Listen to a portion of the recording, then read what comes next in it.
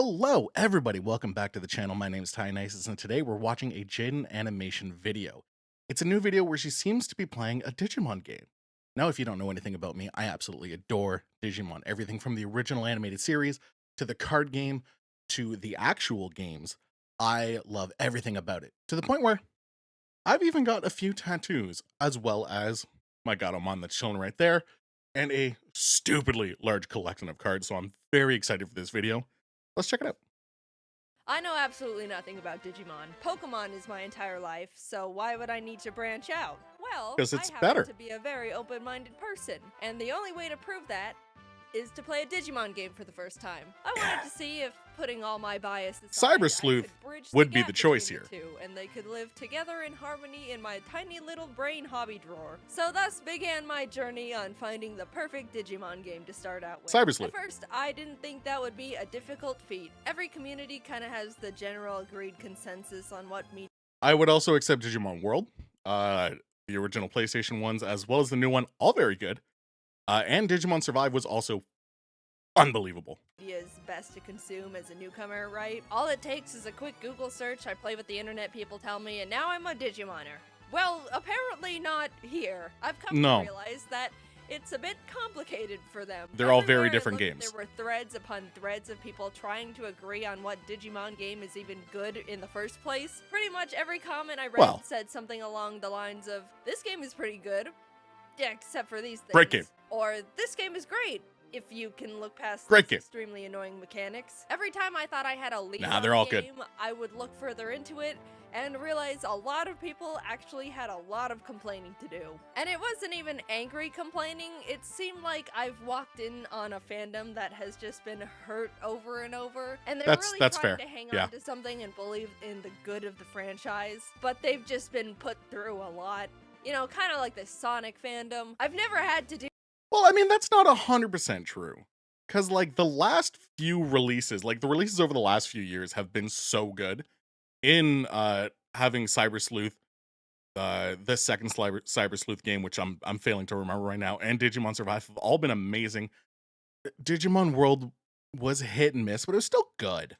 do so much research just to find a single game in a franchise that people can just all agree is good. People were talking about how they like Digimon World, but apparently it's like a tedious and frustrating Tamagotchi game where you just start over if they die. Digimon World 2 is apparently a dungeon crawler, but Yeah. extremely grindy and complicated. And I read a lot of people complaining about it just being bland. People said Digimon World 3 is a typical RPG, but the battles get tiring and annoying. Lots of backtracking and never feeling like you get anywhere. Digimon World 4, Digimon World Championship, the list goes on. Just and ignore on, all of con these. after con. I spent multiple They're different research games. sessions searching, even opted for a last-ditch effort by asking Twitter. Everyone was saying different things. No one seemed to be able to agree that there was just one game that was overall good and easy to start with. And Digimon fandom, if there truly is a good game out there,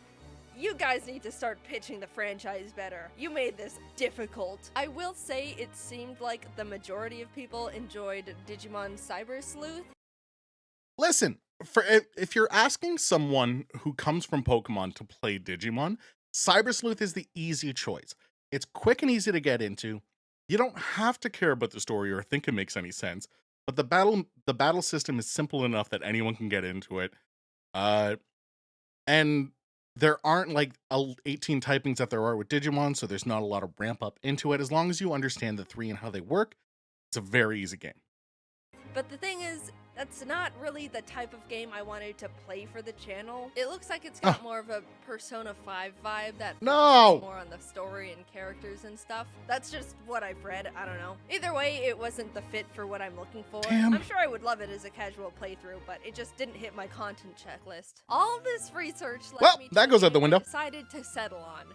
Digimon World Dawn. It didn't seem perfect. I saw complaints. Why? But I thought, you know, it seemed like the same amount of complaints other Digimon games were getting, and there were enough people talking positively about it. I figured I could look past the criticisms, maybe even if I was aware of them beforehand, they wouldn't bother me too much. And plus, I thought it looked nice. I like the pixel art, and I'm a sucker for good pixel art. So after all that, all the research, knowing the flaws beforehand, having a positive mental attitude, I settled on a good enough Digimon game, right? Something at least playable, right? As much as I want to say yes, this was one of, if not the most miserable video game experiences I've ever forced myself to go through. And that isn't even as a biased Pokemon player, that's as an enjoyer of fun. I was aware— Listen, Monzemon haunts nightmares, and that's fine. That's his job.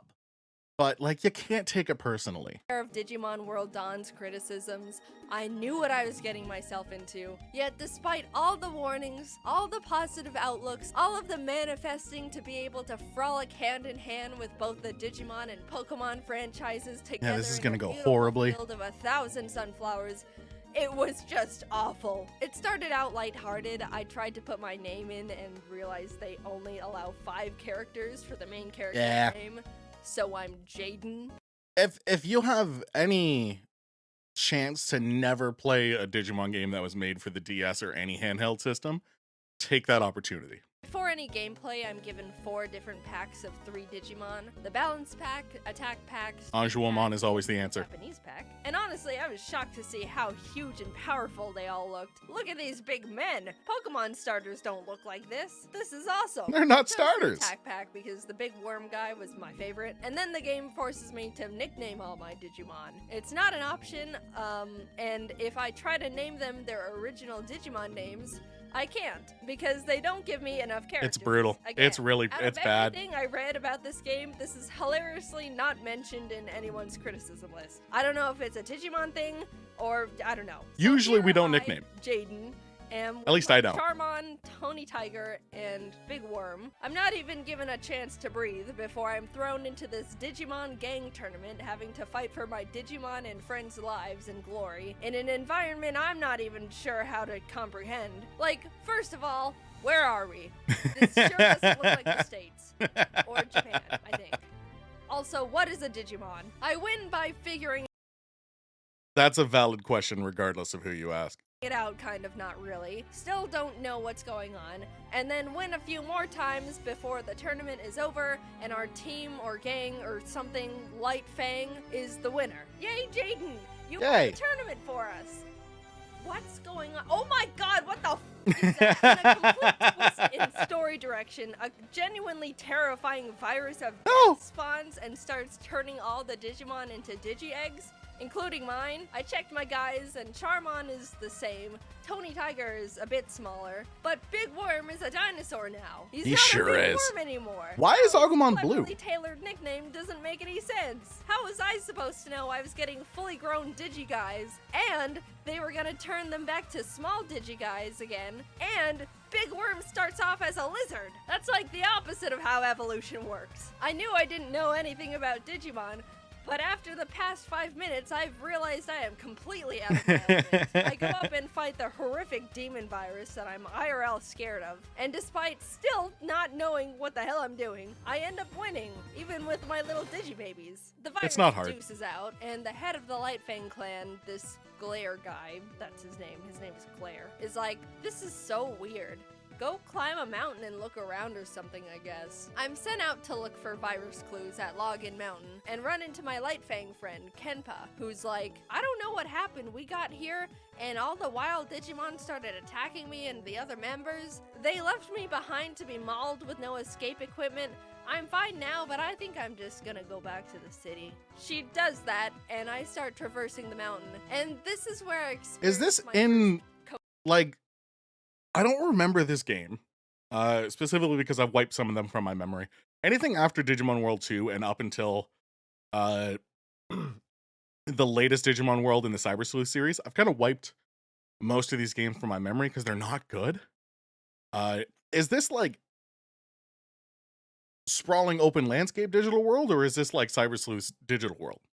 Complaint I don't remember. Everyone was talking about in this game. All the dungeons and areas and stuff are mazes. They're all mazes with absolutely bonkers wild Digimon encounter rates. You don't have a mini-map to know where you're going or where you even are any point Don't in the need it. dungeon. And there's no item to avoid the random encounters. Basically, I am realizing this is like playing a Pokemon game, but the whole game is a maze. You never know where you are because maps don't exist. Everything is wild grass, and there's no repels. I think I chose the wrong game. I ended up stumbling my way to the top of the mountain. At least I think it's the top. I have no idea where I am and never will. And the other two guys who left a defenseless little girl to be roasted over a Digifire are getting beat up by a Digi-Eagle. I knocked the bird in the head hard enough to make him come to his senses. Kill him on. Being mean. A Digi-Eagle. I expected, to be fair. And the guys are saved. By the way, I didn't know that Digimon spoke. I didn't know that they spoke to some of them and talked and interacted.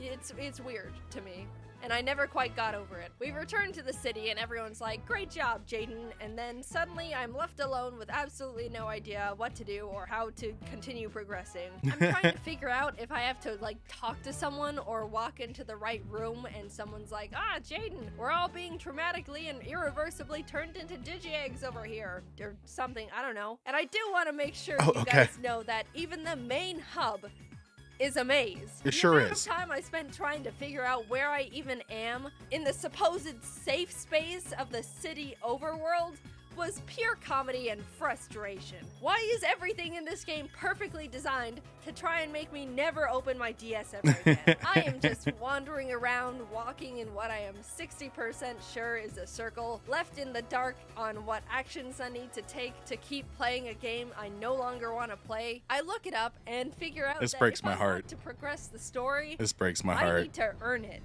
I have to walk into this building, talk to the Digi-Clerks, and complete multiple useless side quests that have nothing to do with anything to unlock another chunk of the main game. Now that's And classic let's not Digimon. forget, all the dungeons are mazes. I said that already, but I want to reiterate. I have to go through mazes, sometimes multiple times, to unlock the important maze. But only for a little bit, after I earn just a biscuit, just a crumb of that sweet, sweet story nectar. I'm humbled yet again by being told to go play more errand boy in more pointless mazes as the cycle continues. Surely this game is not serious. Surely this game didn't get an overall average to decent rating on multiple game review sites. Surely the people who said this game was pretty good, all things considered, were secret enemies hoping to pull innocent victims into their dark, dark digiweb, looking to either break the weak or torture the strong. What? Firstly, which doesn't have to be said, the animation is flawless and everything is perfect. Their story building, how it's told, outstanding.